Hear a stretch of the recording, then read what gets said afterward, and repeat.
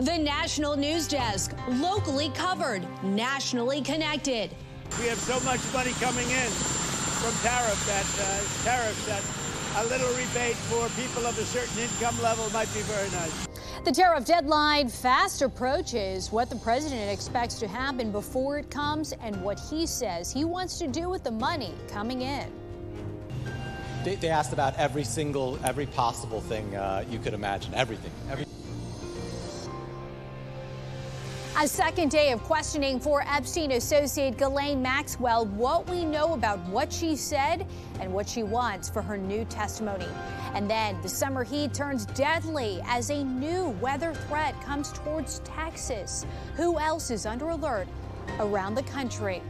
This is the National News Desk, America's News Now. Thank you for joining us on your Friday. I'm Dee Dee Gatton, and we begin with the University of New Mexico Albuquerque campus, which remains on lockdown following a shooting on campus. It happened at 3 this morning. Here is what we know right now. One person is dead. Another victim is injured and is expected to survive. And the unknown suspect is on the loose. University officials telling everyone to stay away from Central Campus and shelter in place until further notice as the manhunt continues.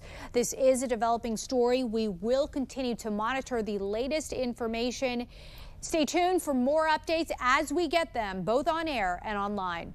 Sad news out of Lorain, Ohio to report. Officer Philip Wagner has died from injuries sustained on Wednesday. Officer Wagner and his partner, Officer Peter Gale, were ambushed as they were eating lunch outside of their patrol vehicle. Both received multiple gunshot wounds. Police identified the suspect as Michael Parker, who was killed at the scene. Officer Gale remains in critical condition. Another officer shot on Wednesday, Brent Payne, is expected to recover. President Trump is now in Scotland for a 5-day trip. He is set to meet with the European Commission president to discuss trade that was just announced today following weeks of rocky negotiations. This meeting could potentially solidify a deal between the U.S. and the European Union, the world's biggest trading bloc. I'll be meeting with the EU on Sunday, and we'll be working on a deal. We'll see if we make a deal. Ursula will be here, highly respected woman. Trump is also stopping at his golf resort in Aberdeen, where he'll meet with British Prime Minister Keir Starmer. Trump will wrap up his trip by opening a new 18-hole golf course in Aberdeenshire. With the president abroad, it is a pivotal moment for the economy as his boldest tariff policies to date are truly about to kick in. 1 week from today, President Trump's next round of tariffs on trading partners around the world are set to take effect, some as high as 50%. The National News Desk, Acha El-Nashar, takes a look at where the U.S. economy stands ahead of this big change. After months of delays and extensions, President Trump's tidal wave of universal tariffs, higher than anything we've seen so far, will hit imports August 1st. The president brushing off economists' forecasts that taxing products coming into the U.S. will add to inflation, with prices expected to really start rising in the fall. We have no inflation. We've wiped out inflation. So far, tariffs' impact on consumer prices has been light, with moderate price increases on goods that usually come from abroad, like furniture and certain food products. Key trading partners, Canada, Mexico, South Korea, and the European Union are heading into August 1st without a negotiated deal. Instead, a letter from President Trump telling them their products will be tariffed between 25% and 35% respectively. Once those letters go out, there we have a deal. Whether the president actually follows through with these import taxes is questioned by many on Wall Street who've coined the phrase taco. Trump always chickens out. Friday morning, the president seeming to hedge on strong-arming the EU. I would say that we have a 50-50 chance, maybe less than that. Minutes later, he said this. I think EU has got a pretty good chance of making a deal. If not, the EU is ready to hit back with counter tariffs of their own. Wall Street has more than recovered from the initial blow of Trump's April tariff rollout. It seems the one trade relationship still making investors nervous is America's biggest, with China. The U.S. and China have a temporary trade agreement expiring August 12th. Treasury Secretary Scott Bessent seeking to extend it during their talks in Sweden next week. Hopefully, we can see the Chinese pull back on some of this glut of manufacturing that they're doing and concentrate on building a consumer economy. Other big decisions for the president coming up. He's looking at 200% tariffs, potentially up to 200% on pharmaceuticals. He wants to promote domestic drug production, and 100% tariffs on countries that buy Russian oil, specifically India and China. This morning, as you know, Atra, the president floated the idea of sending Americans tariff rebate checks. How would that work? What more can you tell us about that?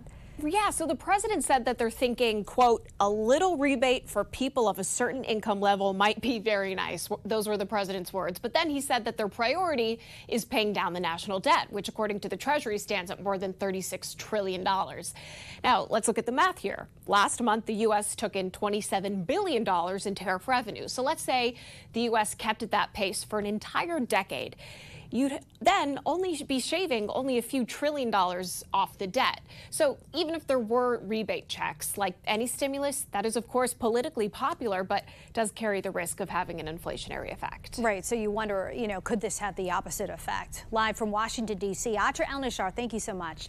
New details. Officials at Hershey Park, they have confirmed the incident that led to the tragic death of a 9-year-old park visitor last night.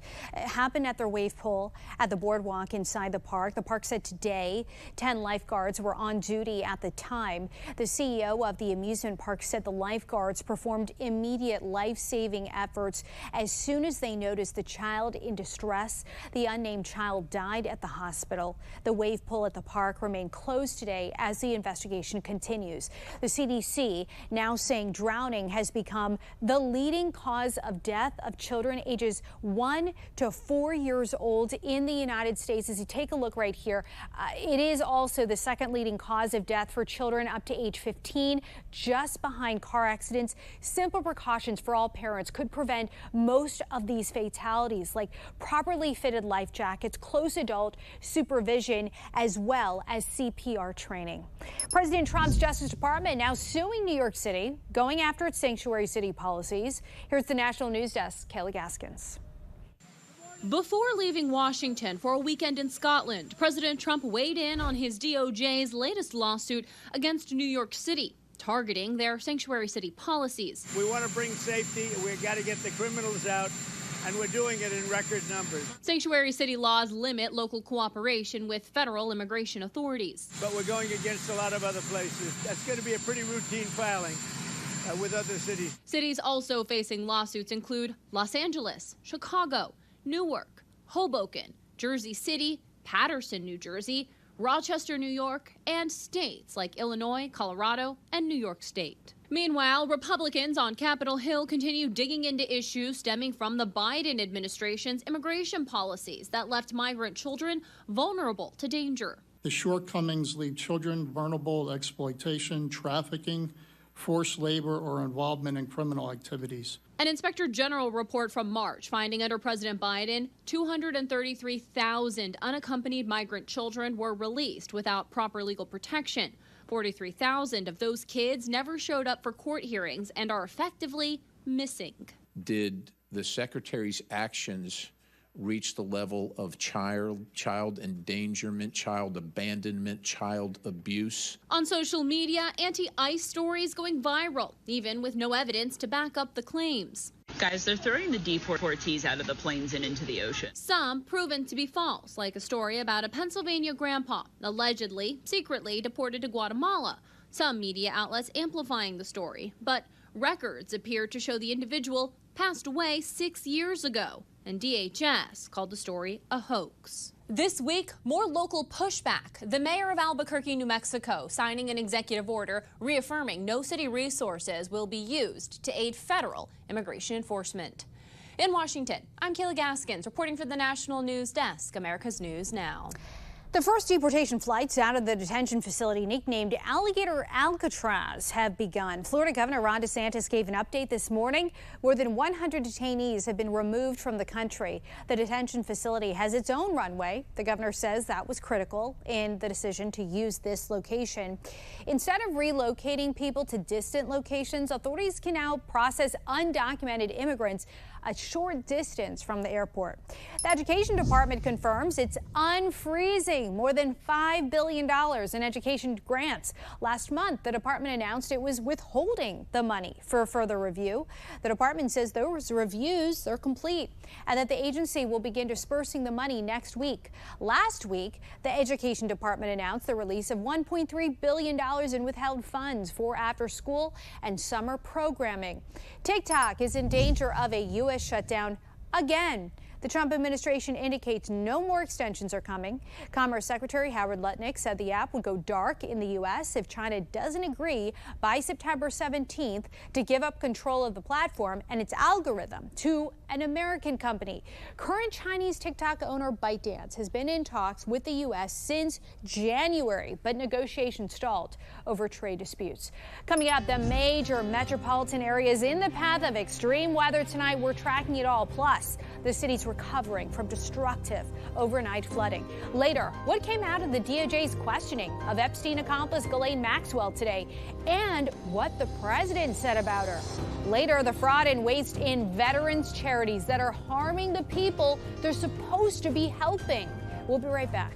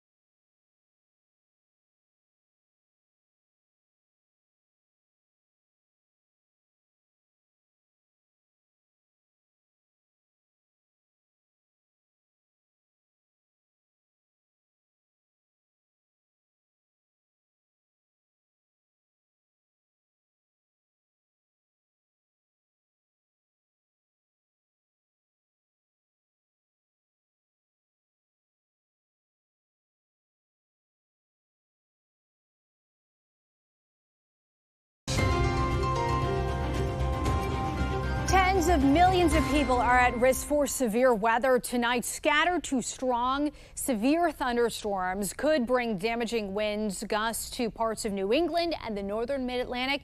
New York City, Philadelphia, Kansas City, Newark, this area right here, Jersey City, they're all at risk. Severe storms are also possible in North Dakota and Kansas. Several cities are cleaning up from heavy flooding that happened overnight into this morning. We've got the video here to show you. Estimates show strong, slow-moving storms dumped up to 8 inches of rain per hour on Amarillo, Texas. Part of a highway was almost completely underwater and multiple cars were stranded. The small town of Ruidoso, New Mexico, hit by severe flooding for the second time in less than a month. The water turned backyards and streets into rushing rivers. A full-size trailer was swept away in the powerful waters and ripped apart seconds later. Multiple people had to be rescued. Kansas City, Missouri was also hit hard, getting 2.35 inches of rain yesterday, matching the record from 125 years ago, according to Fox Weather. Right now, 110 million Americans, meantime, they're under heat alerts as look at the eastern parts of our country right now. Unusual heat and humidity expected to continue in the mid-Mississippi Valley and Ohio Valley through early next week, while building across the southeast and mid-south this week. Conditions will be most dangerous across the southeast and the Tennessee Valley through at least mid-next week. The first heat-related death of the year has been confirmed in Texas. Dallas health officials say a 60-year-old man with unknown previous illnesses died because of the heat. Temps reached triple digits from the Gulf Coast to the Midwest yesterday. Continuing coverage, Jeffrey Epstein's accomplice, Ghislaine Maxwell, had another meeting with the Department of Justice today. It was the second day of questioning as the Trump administration tries to handle the fallout and the backlash from the handling of the Epstein case. The National News Desk, Matt Gelka, reports from Washington. Day 2 of questioning for former Jeffrey Epstein girlfriend and convicted sex trafficker Ghislaine Maxwell by Deputy Attorney General Todd Blanche. Before leaving on an international trip, President Trump was asked about possibly pardoning Maxwell. I'm allowed to do it, but it's something I have not thought about. Maxwell is serving a 20-year sex trafficking sentence, and a pardon or some sort of sentence reduction could be in play in exchange for testimony or information related to Epstein. Epstein and Maxwell were both charged with sex trafficking during Trump's first term. Epstein died in his prison cell before going to trial in what was ruled a suicide. The calls for more transparency in the Epstein case have come from Trump supporters and Democrats alike, with Epstein's former lawyer Alan Dershowitz saying Maxwell should try to strike a deal. Very rarely is the word of the inmate or the defendant believed without corroboration.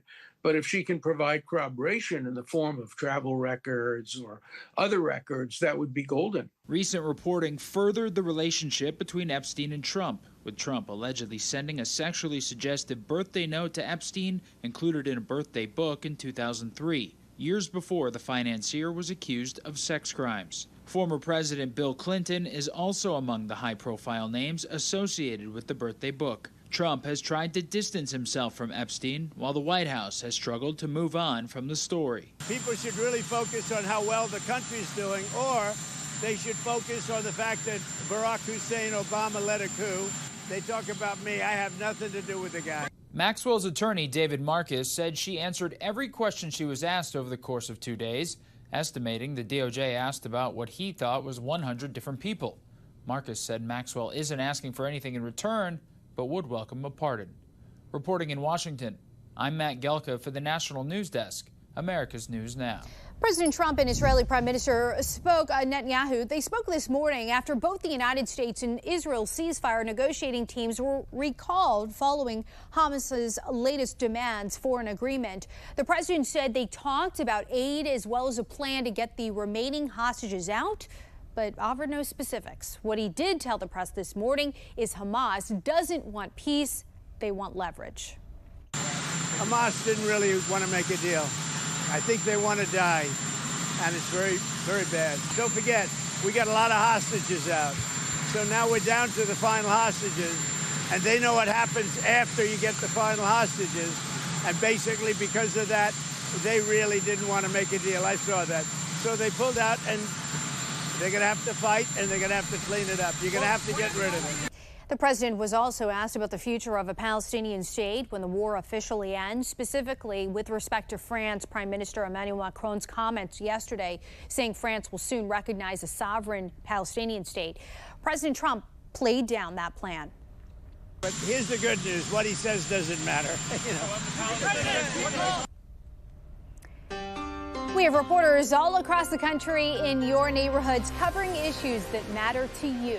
We are taking the pulse of America, and we start in Washington, where fallout from a college pro-Palestinian protest continues months later.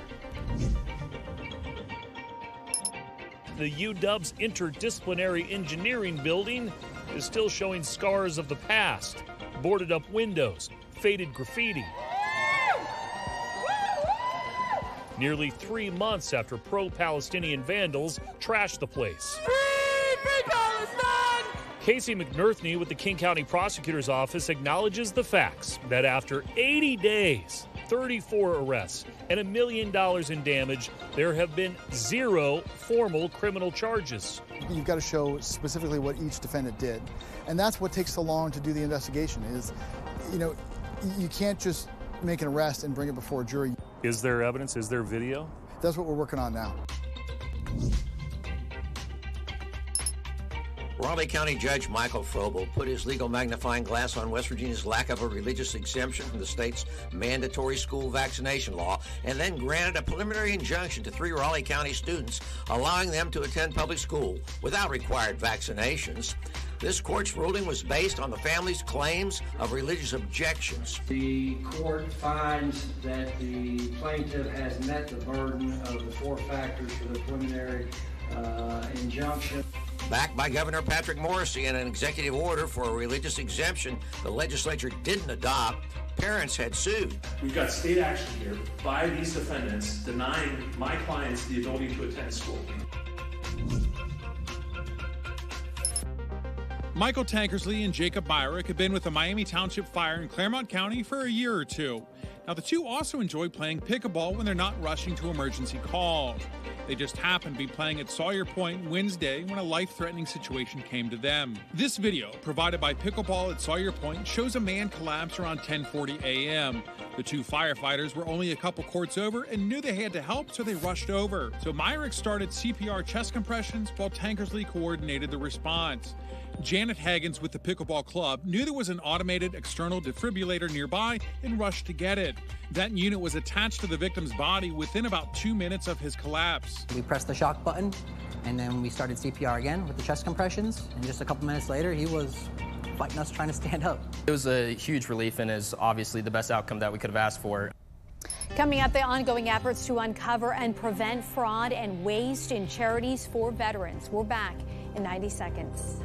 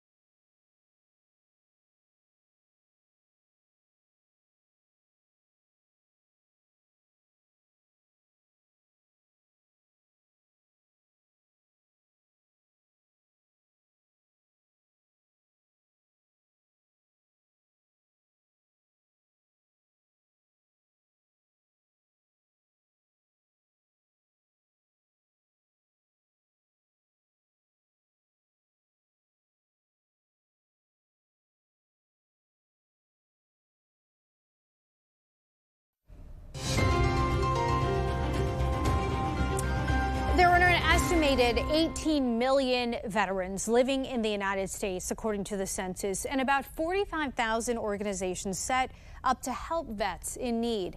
Too often, donations are spent inefficiently or, in the worst cases, fraudulently. Spotlight on America correspondent Atra El-Nashar reports on efforts to bring transparency to a largely unchecked system. It was January 2023. There was a feeling of optimism in the air in the small town of Loris, South Carolina. Off Highway 701, the groundbreaking of what would be transitional veterans housing called Providing Hope. I said, we need some facilities like this out here.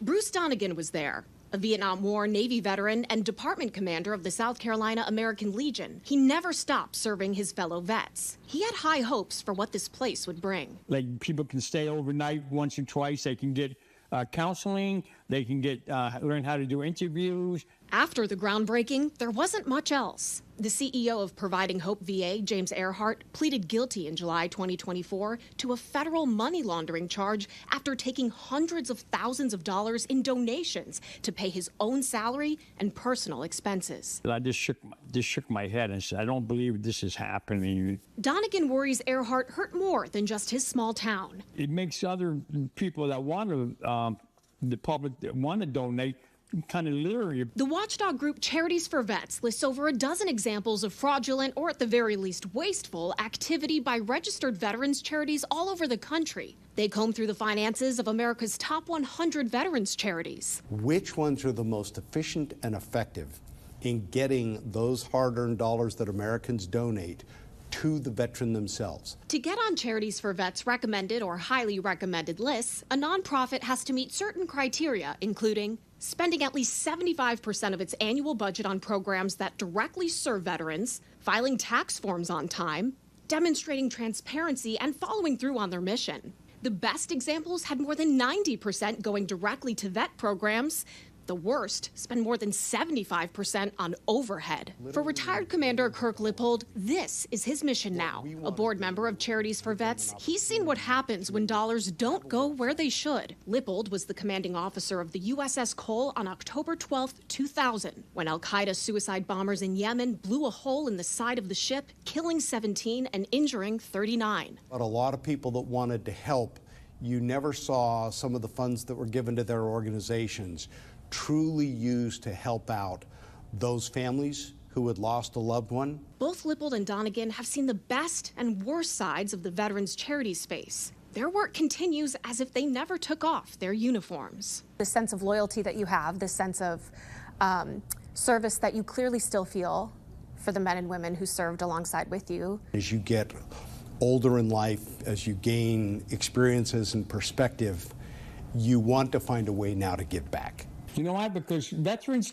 we understand each other. We have that special bond that would never go away. You can find a link to the Charities for Vets website at spotlightinvestigates.com. For Spotlight on America, I'm Atra El-Nashar. Coming up next year, the Postal Service is celebrating 250 years. How you could bring back one of your favorite stamps from the past. We'll explain right after this.